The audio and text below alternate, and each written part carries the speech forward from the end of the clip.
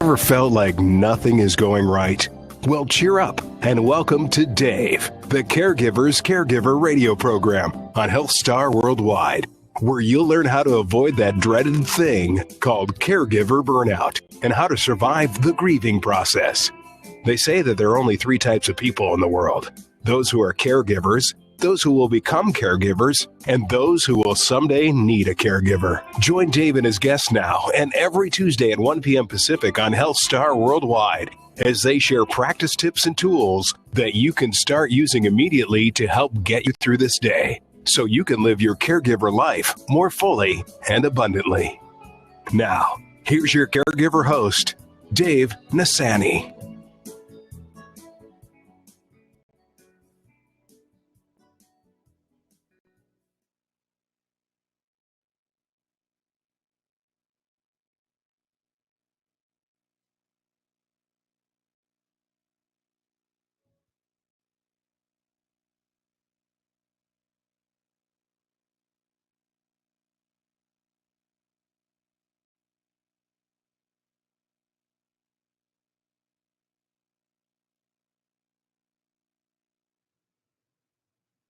Hey, Dave, I think you're muted, man.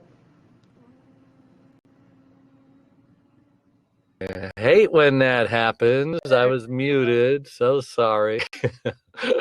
From Los Angeles, a big LA welcome to all my listeners out there in Radio Land. I am Dave, the Caregiver's Caregiver, coming to you live globally for the famous HealthStar Worldwide Network. Yes, folks, I'm the guy who's going to help you and guide you through this very difficult journey called caregiving. And we're going to do our very best to help you avoid that dreaded thing called caregiver burnout. Such a nasty thing. You don't want to have that. And we're going to help you avoid that. And we have an exciting show planned for you today with my very late co-host, Adrienne Gruberg. She's not here yet, but we're expecting her. Founder of the Caregiver Space. Our guest, Curtis L. Walker, will be with us today talking about his new book, The Courageous Caregiver. So stay tuned. You do not want to miss this show. Now, if you're new to the show, and we get many new listeners every week, especially from the Blab Television Network, I'm your host, Dave Nasani, and this show is to caregivers of every kind. And the one thing we know about caregivers is that they are caring, selfless, sacrificial. Oh, yeah, they have this bad habit that they're very prone to burnout because they tend to put everyone else's needs above their own. Folks, come on, learn a lesson from the airlines. There's one thing you can learn from them, that, you know, when they tell you to, in the event of an emergency and the oxygen mask falls out of the ceiling, that before you helped your loved ones with their mask, put your mask on first. Because they know from experience that if you don't, you will most likely black out. And you won't be any good to anybody with anything. So caregivers are kind of exactly the same way. Now, we also talk about grief and loss here and the devastating effects that it can have on us. It automatically throws us into this other thing called the grief process. Another ouch. Unfortunately, folks, there's only one way out of the grief process, and that's to go through the grief process. You can't go around it, you can't go over it, can't go under it. You got to go through it. And hopefully we can help you through your grief and your loss if you happen to feel like you're stuck. Hey, I want to thank my last week's guest, caregiver and famous author Harriet Tramer. You can hear that interview on podcast. Just find the link on my website, caregiverscaregiver.com. And wow, the Adrienne has come in. Welcome, Adrienne. I've been waiting for you to see that I was here. Well, I was reading my script, so I was kind of distracted. Sorry. All right, enough of that. Let's get going with Curtis and Adrienne. Adrienne, welcome to the show. Curtis, welcome to the show, and thank you so much for agreeing to this interview today. I really appreciate it. And Curtis, why don't you just take a minute or two and tell us a little bit about yourself? Who is Curtis? And I apologize that he can't be on Blab with us. We tried really hard yesterday, but just too many technical difficulties. So he's on the phone. Right. Yeah, I know we had a lot of difficulties trying to put all this together. When we were trying to put it together, this thing is designed for a PC world, and I work on a Mac, so with some adjustments getting there. But we finally worked it out doing the call. But just to give you a little feedback about myself. My name's Curtis Walker. I'm a new writer. I just produced this book back in January, and this book was a work of, I'm going to say, a lot of pain and toil that went into developing it. This book came from a lot of journaling that I had to do when I was involved with some heavy caregiving dealing with my sister. My sister had contracted Lewy Bodies Dementia. As far as for my care process, really started about probably 6 years ago. She actually had it a lot longer than that, but my personal care was really about 6 years. But as far as for my background, even before getting involved with care, I'm former military, and I'm a pretty I'm going to say by the book kind of a person, regimented. And to be thrusted in the position of being a caregiver, it was a huge stretch for me. Really? I'm like, I'm either having orders barked at me or I'm barking orders at other people to get things done. Now, as a caregiver, especially with someone with dementia, that was, I'm going to say that's a heavy thing for them to deal with. And then to actually watch the response that comes out of that. That was a hard adjustment for me to actually understand as far as the reactions that she gave for when she actually heard me speak or whatever else. So I had to do some adjustments in my tone, the way I spoke. But I'm going to say continuing more so about myself. And I said that part about the military to let you know I was outside of my element as a caregiver. I'm the youngest of, I have 5 older sisters and a brother, but my sister, her name is Annette Walker. She was I'm going to say she fell in the middle of the crowd of all my other sisters. And when it came time to actually have care taking place, she insisted that I be the one to take care of her. I have no idea why she chose to do that, but... were you close before, more than the others? Oh, well, I would say early on, no, we were not close. We were, I'm going to say, as younger siblings, we fought like normal siblings, and even that ranged all the way up into our teens and 20s. And there was a period of time where we didn't even talk that much. But then when the care process actually got started, I was resistant to it, even though she knew she wanted me to do it. So when I got involved with doing it, I fought it tooth and nail, but I had to give in because I saw how bad her situation really was. Wow, you're a man of compassion, huh? More so than the other siblings. Usually in a family, isn't this right, Adrian?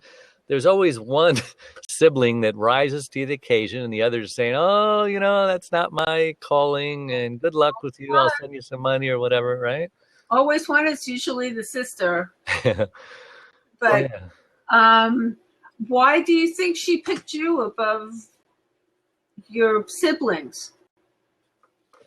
I'm going to say, well, all my siblings, they're all older than me, and they all had their own different lifestyle and things that were going on. And she knew that as far as I was concerned, I was very orderly and can actually get things done.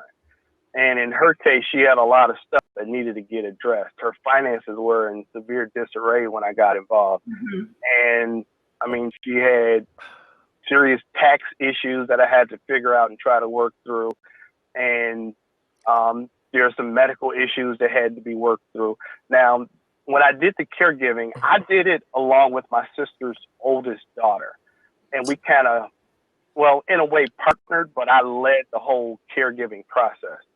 So you had never been a caregiver before, right? No. So where were you getting all of this wisdom and knowledge and leadership from that you just kind of took control? Well, I'm going to say it got to the point where when I started out, I was getting severely stressed and overwhelmed. I didn't even know what dementia really was. And when I first heard about it, it was even hard for me to take it serious because I didn't believe at first that she had it. Because my sister was a very vibrant person. She had her own business. She went all over the place. She was engaged in all different types of things. She actually was a minister too. Wow. And it was hard for me to see her for her former self and then to actually be the person that I ended up having to care for. I mean, it was a night and day amazing kind of thing for me to witness, and I had to come to terms with what I was facing. I was in denial about it. So But the finances being messed up and the taxes, that would be unusual behavior for her, huh? It was, really, really bad. I mean, it was thousands of dollars in back taxes at the IRS that she owed, and I had to do a lot of work to try to go through all her records. And what I was finding out was, in her mind, she thought she was filing her taxes when she never did. I found tons and tons of tax records and tax filings that had never been submitted. But the IRS was coming after her, claiming she owed tons and tons of money, which she never even made as much money as they claimed that she owed. So there were a lot of legal issues I had to fight through.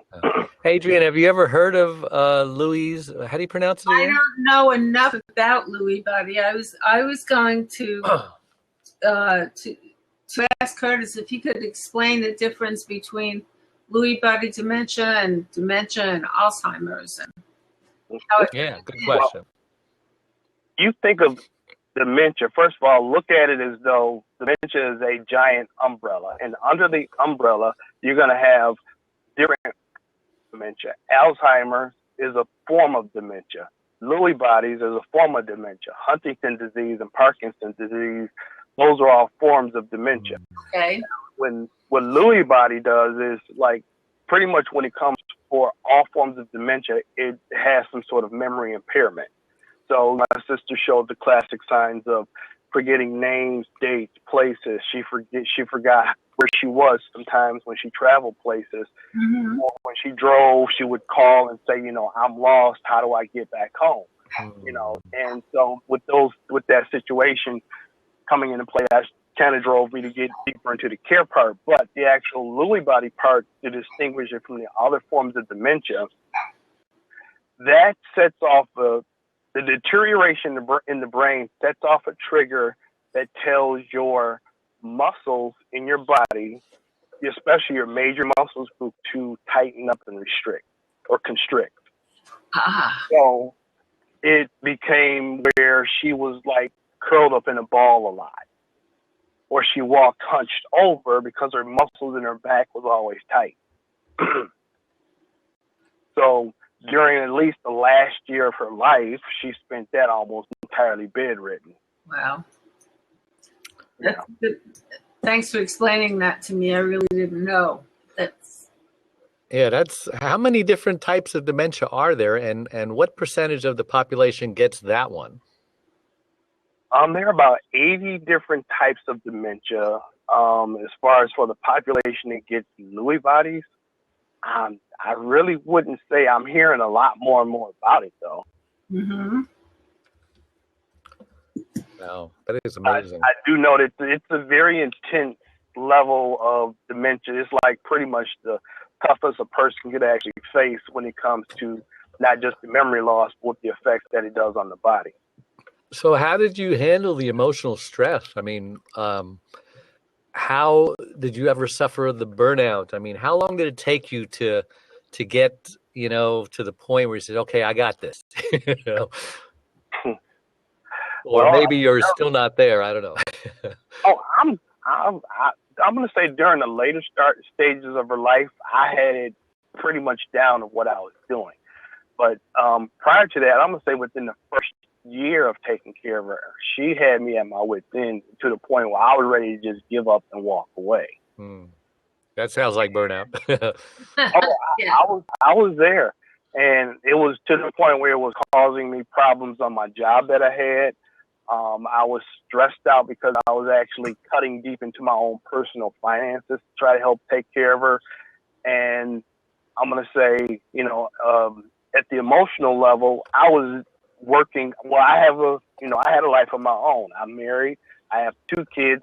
My kids were both graduating from high school during the early stages of her care. Mm-hmm. And I'm trying to help get them in college. And it was a lot of hassles already on my shoulder just from that. And then to throw on the care for her, and that was gigantic. So as far as for getting help, one of the main things that kind of pushed me in the right direction was I knew I had to work. So in order for me to work, I had to get help with her. So I ended up getting her into this adult daycare facility that's in my local area here in Auburn Hills. Uh-huh. And the lady who managed that facility, she was phenomenal. I mean, she loved my sister as though she was her own sister, or even, I'm going to say, like an older child of her. And she would watch over my sister, and she would, I would take her in. She would, just make sure my sister had a wonderful time. Now, when I first started my sister in daycare, she resisted that whole idea. So that was the first biggest hurdle I had to go through. But the lady who ran the facility, her name is Jackie Smyrna. But once Jackie got a hold of my sister just fell in love with her, and they were like a pair in a sense. So that made my life a whole lot easier. But now Jackie took it another step further, where she pushed and insisted that I go through counseling myself. She pushed and insisted that I get plugged in with the with the Alzheimer's Association. Did that help? The smart lady.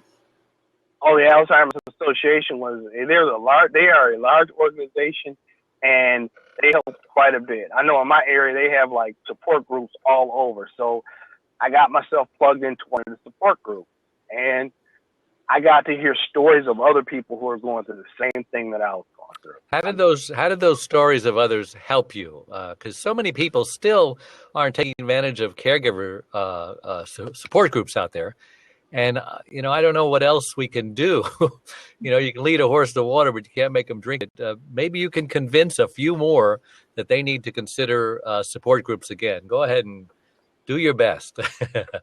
Okay, well, I know I consider myself a pretty smart person. I've, been to college. I have an IT degree. I work on computers a lot. You look pretty smart. We're looking at your picture here. Yeah.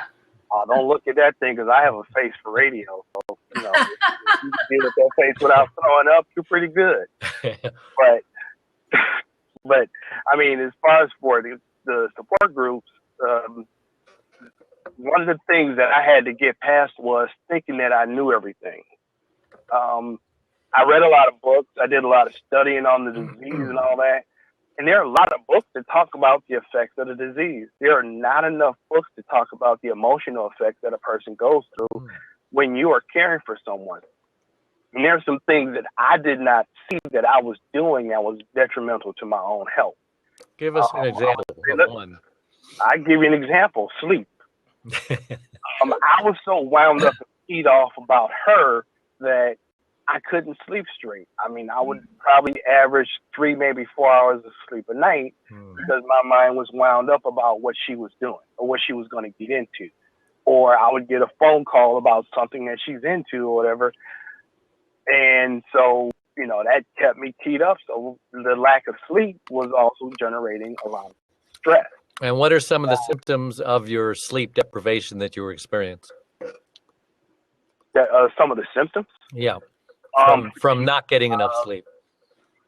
There was physical fatigue where I was tired. When I'm on my job, I'm sitting at my desk and just falling asleep. Sometimes even while driving, I would tend to doze off. And, that's highly dangerous right there. You think? As far as it's severely dangerous. And the other parts related to the fatigue was when I got, I'm going to say really fatigued, I was easily agitated. It didn't take much to set me off to the point where I could potentially start yelling at someone. And even somebody who was innocent, that was not even related to the reason why I was yelling. Right. And, it would just creep up on me and take me by surprise. Yeah, now, that's classic signs of burnout. Right. And other things that I experienced that I was doing, I was physically wearing myself out because with my sister being in her condition, I had to be more physically engaged with moving her around. So there was a point in time where it literally threw my back out to the point where I couldn't walk for a couple days. So then I had to get help and assistance with dealing with my sister because, the pain was just so much for me that, I couldn't even think straight. Yeah. Well, listen, let's take a break, and we'll continue this when we get back. I want to talk more about, some of your symptoms that you were experiencing, and then we'll get into your book and tell us what that's all about. So don't go away. We'll be right back in a couple of minutes. Caregivers, have you ever felt like nothing is going right? Well, cheer up and tune in to Dave, the Caregivers Caregiver radio program on HealthStar Worldwide, where you'll learn how to avoid that dreaded thing called caregiver burnout and how to survive the grieving process. With roughly 100 million caregivers in the U.S. and Canada alone, it's about 1/3 of the population. That means everybody probably knows somebody caring for a loved one. They say that there are only 3 types of people in the world: those who are caregivers, those who will become caregivers, and those who will someday need a caregiver. Mothers of special needs children, family members caring for elderly parents, spouses, siblings, or friends caring for disabilities such as Alzheimer's, dementia, cancer, stroke, heart disease, diabetes, muscular dystrophy, AIDS, autoimmune diseases. The list goes on. Join Dave and his guests every Tuesday at 1 p.m. Pacific on HealthStar Worldwide as they discuss avoiding caregiver burnout and surviving grief. You'll start feeling better in no time as you begin to receive practical tips and tools that you can start using immediately to help you get through the day and to live life more fully and abundantly. And we're back with Curtis Walker, and he's going to be telling us about his experiences in the book he wrote and why he wrote it and all of that. So, Curtis, what other symptoms did you have, and how did the support groups really help you? Well, other symptoms that I dealt with, I talked about the stress a lot, but depression also was the thing that plagued me. Now, everybody actually, when I went through the support group, one thing I understood was that everybody deals with a certain level of depression. It's just that it's the method of how you choose to deal with it will determine on how effective or no, how damaging depression can be to your lifestyle. So one of the things that the support groups taught me about was being a lot more conscious about what you're thinking on a day-to-day basis.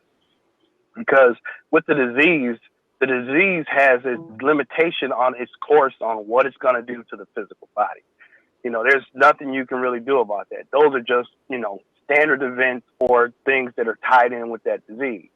But I had to become conscious and aware of how I thought about those particular events as they were being played out. Mm-hmm. So, like, for instance, when my sister was in pain, it did hurt me to watch her in pain and anguish, but I knew that I had to step in and address it, but I had to also be sensible about how I was going to address it, where I wasn't going to let this disease break or deteriorate the relationship that I had been developing with my sister. There are a lot of times where, she would be in pain and she would sit and rock, and I would just sit there and hold her hand. I had to learn a lot of effective tools with helping with her emotional state and also addressing some of her physical concerns, as far as, like medication, therapy. We had physical therapists that would come to the house and kind of assist her with some of the things that she was going through. But I had to really just learn a lot about myself and how I thought about the disease and also thought about myself as a caregiver.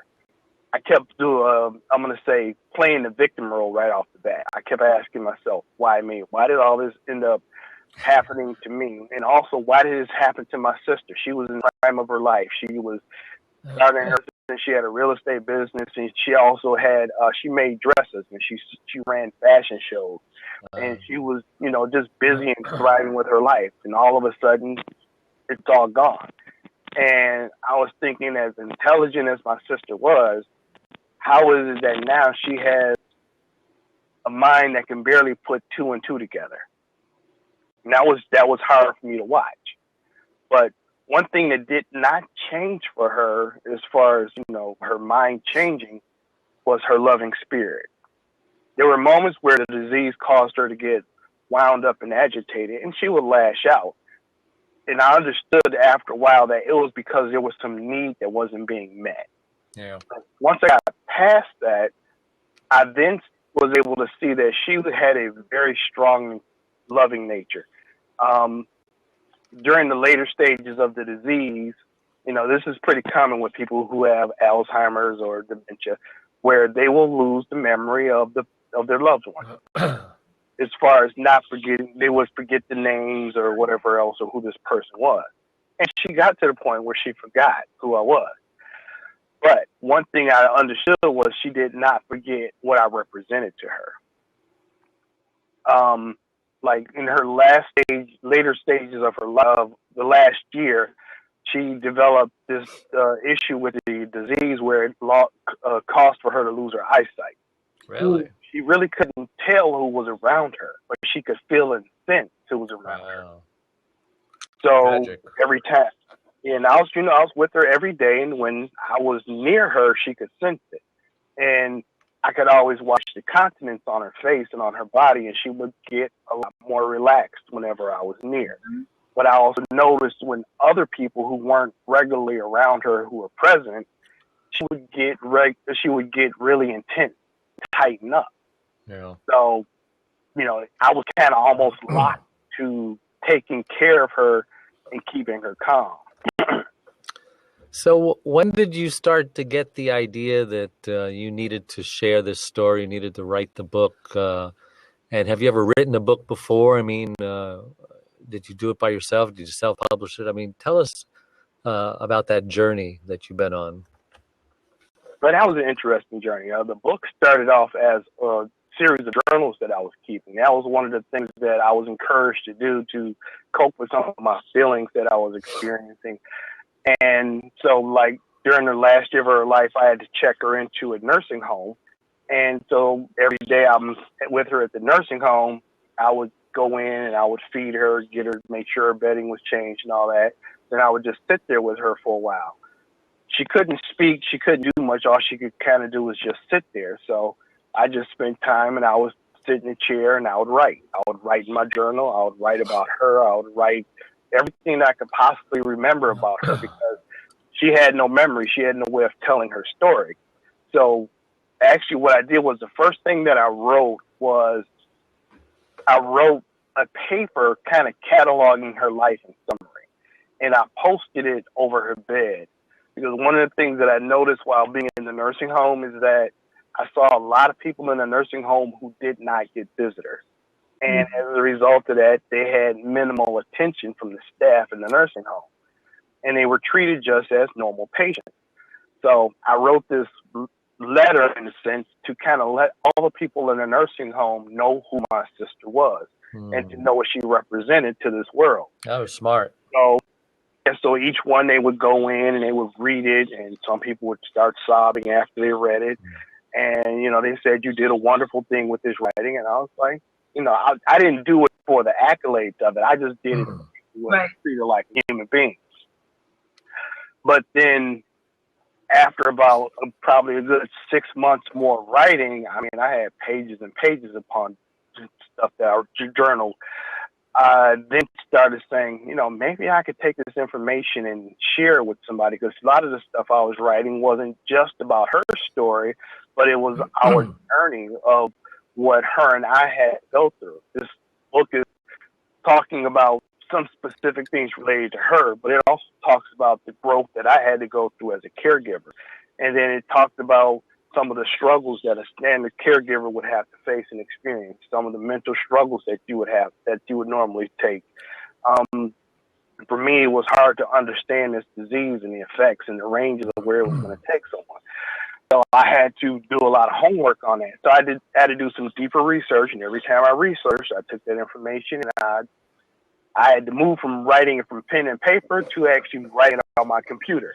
So then, page after page, I started putting so much detail in it. I mean, I wrote everything ranging from dealing with, emotional issues, outbursts that you would experience from the caregiver, how to calm them down when things get worked up. I wrote on issues related to legal matters, because I found that being a caregiver, if you don't have your ducks in a row legally, you will have a lot of roadblocks from everybody that you'd have to deal with, whether it's at the medical level or dealing with financial matters. But if you don't have like a power of attorney or guardianship or conservatorship put in place properly, you're going to have a lot of headaches for yourself. So, What did you do for a living beforehand? You seemed so organized. What did I do well, after I got out of the military, I started working for a company called EDS. They're no longer around, but that company was put together by Ross Perot, and they did a lot of IT services for General Motors. So I did that for, quite some time. And then I've been working in the IT field probably, I'm going to say 25 years or more. Yeah, I'm sure Adrienne can relate to everything you're doing because she's got journals and she's in the process of turning those journals into a book now. Did you want to say something, Adrienne? Well, do you think your book is something for caregivers that would help them, or is it specifically any caregiver, or is it specifically for people who are dealing with Lewy body and dementia and Alzheimer's? Because there are unique problems, and then there are problems that all caregivers share, no matter what they're doing, who they're caring. Right. Yeah, there's some commonalities as far as what all caregivers would experience when it comes to various things within this care. Now, there's a segment in there specifically dealing with people with memory issues and dealing with Lewy bodies. So I had to write a segment in there understanding what this disease was, and especially when it comes to getting a good diagnosis. One of the things I did understand is if you don't get a good diagnosis up front, then you could end up getting the wrong medicine that could actually accelerate the disease. So that's why it was important to make sure that, like me as a caregiver, I had to learn how to partner with my sister to get her to cooperate with getting the right care she needed from the medical staff so that we could get appropriate medicine. But as far as for how this book fits into the other areas related to care, I mean, it covers, everything as far as for you as a caregiver first stepping on the scene as being a caregiver, some of the emotional things you experience, all the way to the physical level as far as for, organizing your day, physical activity. Like, let's say if you're bedridden, information on, how to move or transport somebody. It covers information there as far as medication. Then I know that as far as for with dementia, there's forms of it that's also, they haven't quite nailed it down yet, but there's portions of it that could be hereditary. There's a potential there. So as a caregiver, there's certain things that we need to do as far as preventive maintenance. So I put a lot of information in there about that, because in my family, there are at least 3 other people who have this disease. Wow. So I had to become heightened aware about it. And then, like, what Dave said with early on with him getting tested himself, this is something that I really work on challenging my memory too as a form of a test. And I'm really big on getting checkups. Before, I hated doing checkups. Now, how old are you now? I'm 50. I just turned 50. All right. Yep. So, and those checkups are important. They're vital to ensure the integrity of my own health so that I can be helpful to other people down the road. So what are you doing for yourself? Like crossword puzzles? How are you challenging your brain? One thing that I do, I try to introduce myself to as many strangers as possible and remember their names. Great. Remember their names, yes. I try to go to different places and remember names as much as possible, or remember details about people. So, that for me, that was always a hard one. The other thing that I'm doing right now is trying to learn a foreign language. Because you have to challenge your brain to always learn new stuff, because our brains are what you might call a very efficient, it's a very efficient system, but it likes simplicity. So, like, if you are, in my case, I've done IT for quite some time. There's some things I could do quite naturally, but I could do it without my brain being fully engaged. And actually, that's one of the ways dementia could sneak up on an individual. If you're so routine that you're doing stuff out of reflexes and you're not challenging new things that you're learning, you can't really tell if you are having any short-term memory issues. Yeah, it would be as simple as driving. So many times I'm driving somewhere, and it's such a routine, a run through a maze. A lot of times, and this is scary, I don't remember how I got there. It's just like, oh my God. So they say you should take different paths. If you always go to work the same way, go a different way. And just even something as simple as that would break it up. Oh, absolutely. The other thing that I've been doing for myself is there's this study that's going on around called Aerobics. And what Aerobics does is when you look at your five senses, your sight, your smell, your touch, and everything else, they have a standard way of receiving information and transferring it to the brain. Well, what you're doing is you're kind of looking at other senses to tell you the same information just in a different way. One test of neurobics would be, like, let's say you walk to your house and you go to your front door. Most people have a routine of what they would do when you walk in your house. You would probably go in, take off your coat, put your keys down, and then you'd probably go in, flip on the TV, or you go check your mail or whatever else. One test with neurobics would be you go in and you do the whole entire exercise with your eyes closed. Try to do it as long as possible, and try to be as exact and but do it with your eyes closed. And that forces you to engage all your other senses. And what that's doing is it's building additional neural pathways to the same source of information. Are there any chapters in your book about this stuff? This is something I just discovered as I completed my book. Well, now you got for the second book. How did you discover it? Go ahead, Adrian. Question? I wanted to know how you discovered it. Where was the information that you discovered? Well, I got that information from going online, doing a lot more research. I came across this book. It's called Keep Your Brain Alive. And it's written by a Dr. Lawrence Katz. And let's see. And then there's another book that I've been studying, and that one is called 2 Weeks to a Younger Brain by Dr. Gary Small.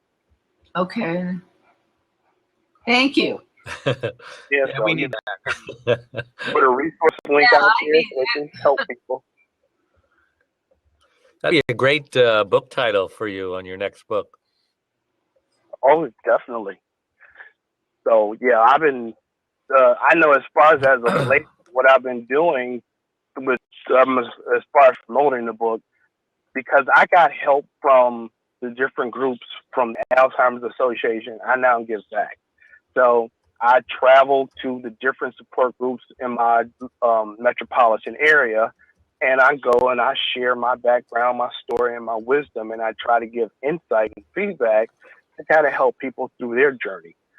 Because the whole purpose of this book is that people don't have to suffer at the same level that I suffered when I was blindsided by this whole disease. I mean, statistically, the way we're looking at it right now, there's a gigantic epidemic that's going to sweep this entire globe. Yep. I mean, right now we're looking at 1 out of every 5 families, they have to deal with somebody with dementia. And that's a little over 7 million people right here in the U.S. Now, within the next 9 to 10 years, you're looking at that number to dramatically shift to 1 out of every 2 families. Wow, really? Going to have to care for somebody with dementia. There's a shortage of nursing homes. Some people won't even have the option of being able to put people in nursing homes, so you're going to have to do at-home care, and you have to equip yourself with the right tools to do this. Now, the danger is, I know, like with me as a caregiver, and this is what I see happening with a lot of couples who are caregivers. They love their mate so much that they will do anything and everything and go to the point where they will almost kill their own selves with the level of care that they're doing, and they won't stop. And I've seen it time and time again. And I try to counsel and advise people that one of the things that on my website I put, it's called courageouscaregiver.org. I put training videos and try to coach and teach people. Next series that I'm that I'm working on is helping people to develop a team mentality when it comes to caring. You know, you as a caregiver, you might be the primary caregiver, but you have to develop a whole series of people and assistants to help you get the job done. Because there are no badges, there are no awards, there are no special ceremony for all the stuff that you end up doing as a caregiver. Yeah. And actually, as a caregiver, I come from a large family. And when I started caring for my sister, I had a lot of family members right off the bat saying, "Oh, I'm going to be there. I'm going to help you. I'm going to, you know, I'll be there. You call me. I'm coming. I'm going to be there." Yeah, we've all heard that before. Hey, listen, I hate to cut you off, but we need to take another break. Hold that thought, and we'll be right back in a couple of minutes. Don't go away. One arm, one leg, 100 words. Overcoming unbelievable hardships is a touching story about Charlene, a stroke survivor. Back in 1996, Charlene was a healthy, normal, very active 52-year-old woman whose amazing talents resembled that of both a Martha Stewart and Wonder Woman. But all that changed when she suffered a massive stroke that left her severely speech impaired and paralyzed on her right side. She met her husband Dave 21 years earlier. They had a wonderful fairy tale storybook-like courtship that soon culminated in their marriage. Charlene had just come out of a marriage where after 10 years, she received 2 black eyes and a broken nose by her former husband when he came home high on speed. Charlene believed in no second chances of any kind for abuse, so she left, finding herself all alone in the world with her 5 and 10-year-old daughters, Cynthia Lorraine and Deborah Lynn. She started raising them by herself for the next 2 years. Then fate brought them all together. After falling in love with Charlene, Cindy, and Debbie, their love then produced Rebecca. They all had a wonderful, normal life for the next 20 years. But today, things are very different for everyone. One arm, one leg, 100 words. Overcoming unbelievable hardships is the amazing story of a woman's fight to survive all that life had thrown her way. Everyone who knows Charlene is thoroughly amazed at how she lives day by day, month by month, year by year, and with a smile on her face and hope in her heart that everything is going to be okay. Her faith in God is her foundation in this hope that everything happens for a reason, and what doesn't kill her will make her stronger. She inspires everyone that meets her. Best-selling author Lynn Barrington says, "If you think you have it bad, read this book. This is a beautiful, genuine story from the heart. It is inspiring and easy to read. When you finish this book, you'll be able to look at your concerns in a new light." 9-time Grammy and Dove Award recipient, the godfather of contemporary gospel music, Andre Crouch, says, "Charlene just won't let the promises of God go, and she has not let her circumstances get in the way of her faith. She's not just a survivor, she's more than a conqueror. As the Bible states, you will be encouraged by her testimony, regardless of what you're going through." Order your copy today from the author's website, onearm1leg100words.com. And Dave and Charlene will personally autograph your copy. Enjoy. And we're back with Curtis Walker and Adrian Gruberg. Wow. Curtis, you're so knowledgeable. I'm just wondering if you've heard of, well, Adrian, before I ask that, why don't you let me get the questions that you might have in your mind off your chest? Well, the commercial sort of put me off. Wait, I need. I know, me too. I need to focus. I can't remember my question. Yeah. How old was your sister Curtis when she first showed signs that something was wrong?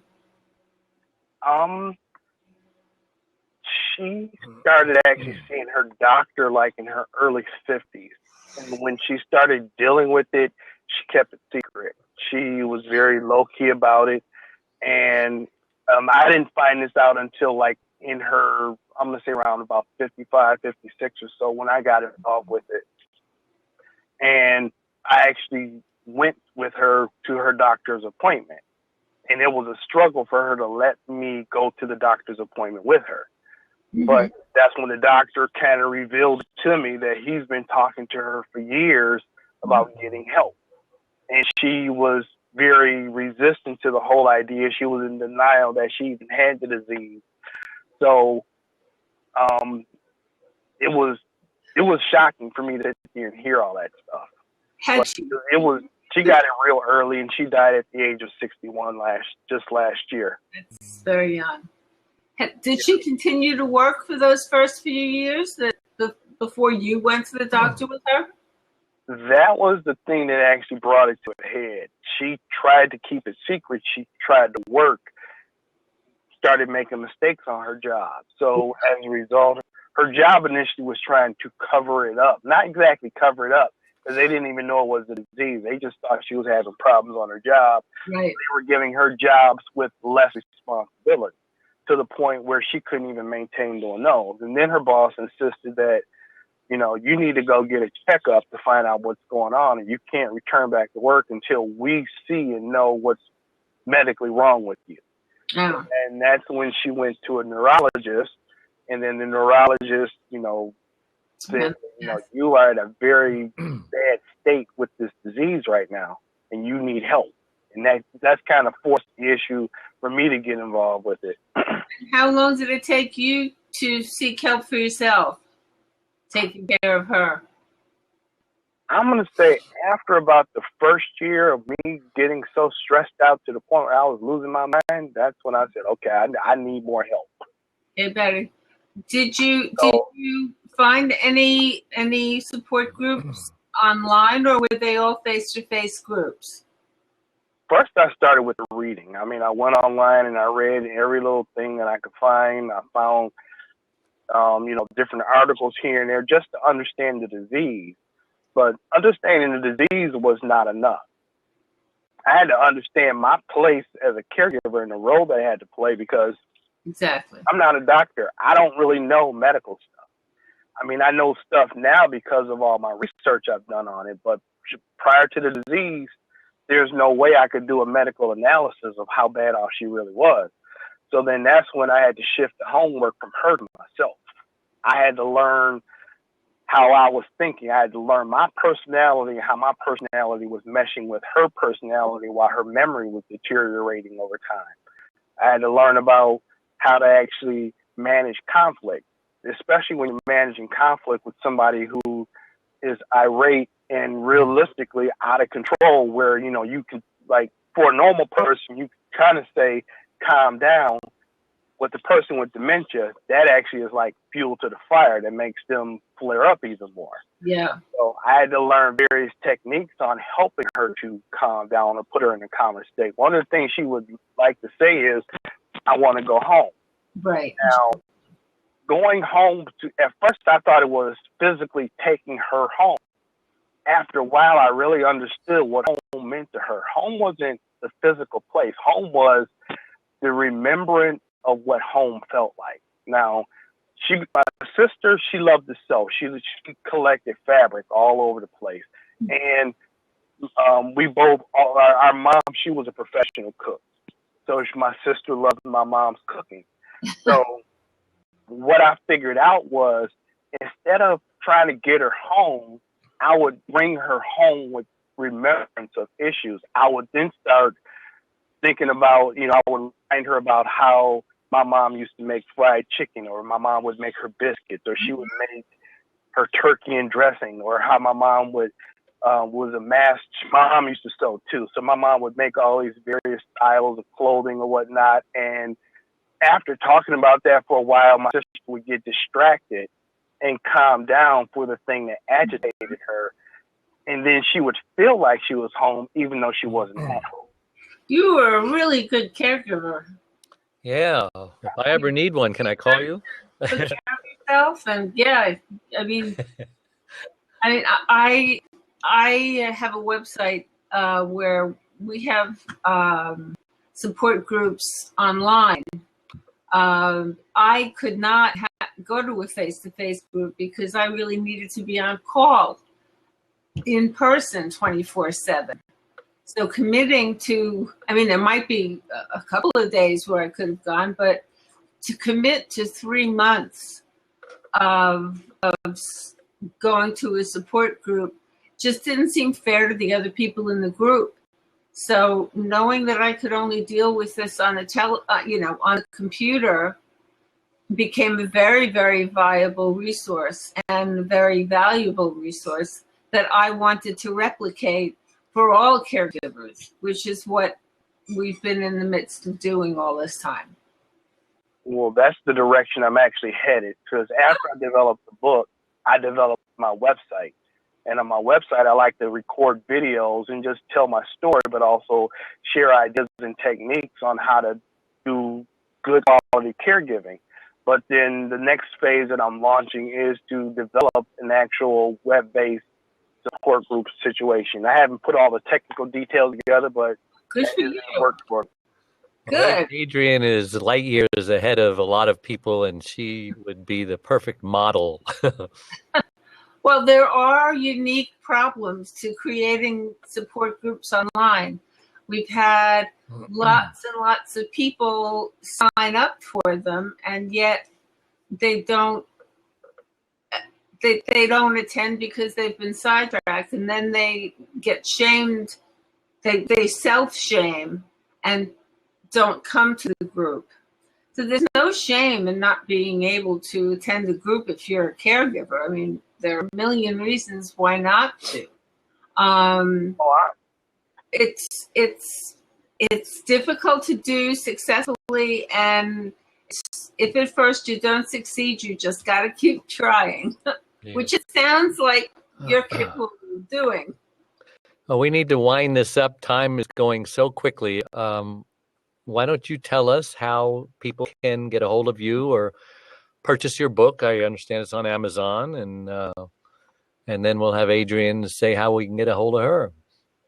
Oh, great. Well, I mean, to get a hold of me, I made it very simple. All you got to do is remember Courageous Caregiver and put the .org on the end of it. So it's courageouscaregiver.org. And, you know, if you go there, you're going to, first of all, see links for the book. Their book is offered in Amazon. It's also offered in Kindle. But also, you're going to see a lot of free videos that I've been developing. It's my intent to get as much information out there as possible. So just remember courageouscaregiver.org. You can look that up on Amazon and easily get it. And if you have Amazon Unlimited, you actually can get it in free in Kindle. What's the average length of your videos? I usually try to keep the videos under 10 minutes. I do small snippets and segments, and it's driven by whatever questions that I get from other people. That's great. I would recommend also make 5 minutes snippets, because sometimes 10 minutes is just too much time for a caregiver to get away from there. It's interesting. Give them a choice. 7 minutes is the size The of magic number. the magic number. For some reason, 7 minutes is the magic number. Yeah, No more than 7 minutes. I started watching one of yours. I don't know how far I got, but I didn't get to the end because something came up. So 7 minutes. I think I could have lasted 7 minutes. No reflection on you. Oh, no problem. I can get it down there. Just have to break the connection. Part 1, part 2, part 3, you know, like a soap opera. I just wanted to let you know how to get in touch with me. It's Adrienne, ADRIENNE, at thecaregiverspace.org. Again, it's thecaregiverspace.org. And the site's amazing. Yeah, she has almost 150,000 followers so far. I just wow. I'm speechless. But thank you again to my listening audience. Thank you to Adrienne and Curtis for coming on the show. Don't forget, we're here every Tuesday at noon. They're okay. And don't forget that all our shows are recorded podcasts, so you can listen on the same HealthStar Worldwide Network link anytime. We're actually on 9 different platforms, and I can't even remember the 9 of them. I should have them in front of me. I know that, iTunes, YouTube, they're all on my website, caregiverscaregiver.com, and under the Uplifting Interviews tab. I think we've got iTunes, we got Stitcher, we got, it doesn't matter. I'm continuing to post them on Blog Talk Radio as well. So just a reminder, when you're on my site, don't forget to go to the link that says, are you a candidate for burnout? Because we want to assess where you are in the burnout process. And if just for doing that short quiz, we will give you a free copy of my book, One Arm, One Leg, 100 Words, Overcoming Unbelievable Hardships and Incredible Value. Why? Just because I'm a nice guy. So until next week, may God richly bless you. Bye-bye.